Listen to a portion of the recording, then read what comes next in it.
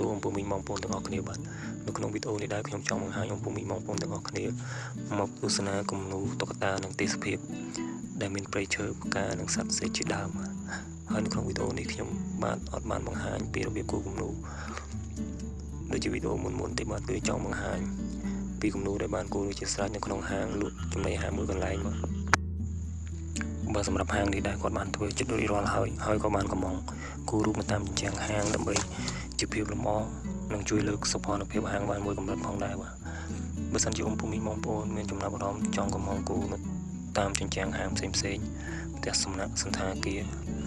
សូមទំនាក់ទំនងមកខ្ញុំបានតាមរយៈលេខទូរស័ព្ទដែលបានដាក់នៅខាងដើមវីដេអូឬក៏នៅលើ description ផងដែរបាទខ្ញុំបានទទួលគូរគំនូរគ្រប់ប្រភេទបាទសូមអរគុណ